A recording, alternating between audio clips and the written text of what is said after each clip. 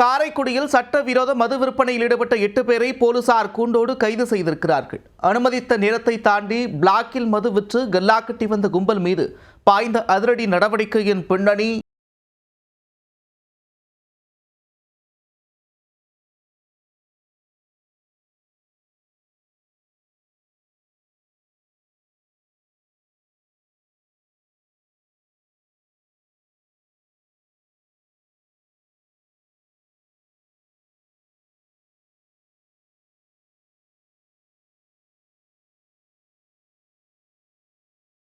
காரைக்குடி சந்தைப்பேட்டை பகுதியில் உள்ள டாஸ்மாக் கடைக்கு அருகே படு ஜோராக மதுபான கூடம் செயல்பட்டு வந்தது.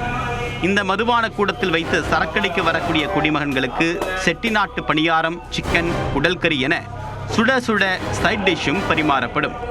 இதனால் கட்டுப்படுத்த முடியாமல் குவியக்கூடிய குடிமகன்களுக்காக ஓவர் டைம் போட்டு அதிகாலை முதல் நள்ளிரவு வரை கூடுதல் விலைக்கு பிளாக்கில் மது பாட்டில் விற்று வந்தனர்.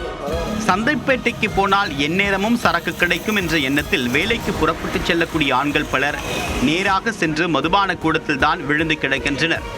கடந்த ஒரு 3 வருடங்களாக காரைக்குடி சுற்றுவட்டார பகுதிகளில் சட்டவிரோத மது விற்பனை கட்டுக்குள் இருந்த நிலையில் மீண்டும் அது தலையெடுக்க ஆரம்பித்திருப்பது பெரும் சலசலப்பை ஏற்படுத்தியது. காவல்துறை உடனடி நடவடிக்கை எடுக்காவிட்டால் நிலைமை படு மோசமாகிவிடும் என்று பொதுமக்கள் பலர் புகார் அளித்து வந்தனர்.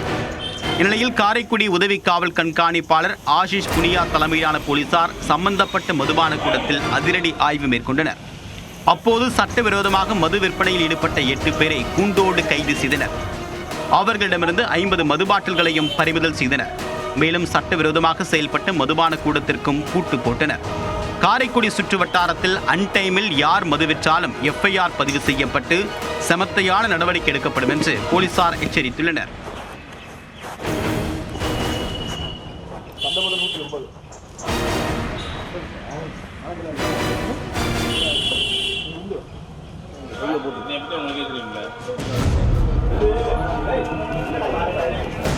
யாமரியா